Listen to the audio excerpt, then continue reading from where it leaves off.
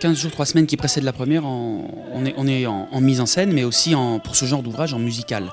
Parce que c'est un ouvrage qui comporte une partition relativement difficile musicalement, mais aussi il y a une petite contrainte, c'est que c'est une langue que l'on ne maîtrise pas du tout pour la plupart des artistes, même pour tous les artistes, qui est le tchèque. Donc c'est un petit peu, il faut vraiment faire ce travail de mémorisation en même temps que de mémoriser la mise en scène, et puis renettoyer, redépoussiérer un petit peu la musique régulièrement avec le chef d'orchestre et le chef de chant. C'est quand même relativement capital, et pendant les 15 jours qui précèdent la première, c'est tout le travail que l'on fait.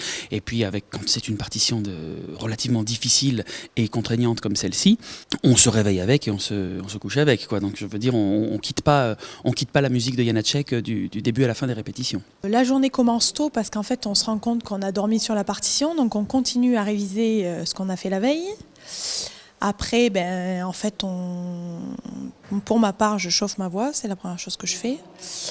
Et ensuite, je me refais un fil de ce qu'on a fait, ne serait-ce qu'en mise en scène, pour rechecker un petit peu les endroits aussi où musicalement je me suis sentie incertaine. Donc je revisualise sur la partition pour bien photographier ce qui n'a pas marché, parce que j'ai une mémoire surtout visuelle.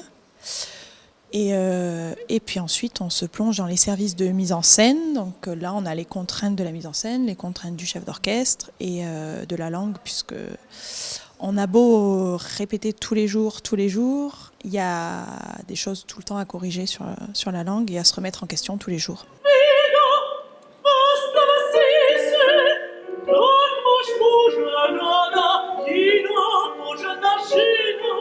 Là, on est encore très très occupé par la mise en scène, donc on n'est pas encore tout à fait dans le stress du spectacle qui arrive. Là, on est encore dans la concentration du metteur en scène, dans la concentration du chef d'orchestre pour pouvoir tirer le maximum de cet ouvrage.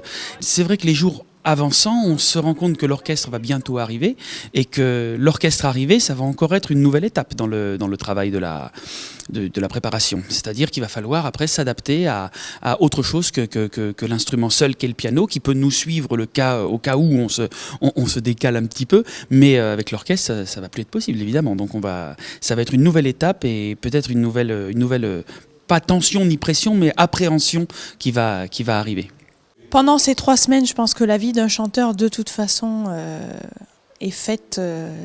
C'est pas la durée d'une prod. Je vais bien manger, je vais bien boire et je vais pas sortir. Pour ma part, je suis assez, je suis très sage, quoi. Je fais attention à mon hygiène de vie, ne serait-ce que parce que je prends soin de moi, tout simplement, mais aussi parce que je pense que pour durer dans ce métier, il faut prendre soin de soi et de son instrument. Voilà. Donc ça veut dire ne pas faire trop d'excès, on peut en faire, je veux dire il faut continuer à vivre parce que ça nourrit aussi, c'est ce qui est paradoxal dans ce métier, c'est qu'il faut savoir vivre à côté.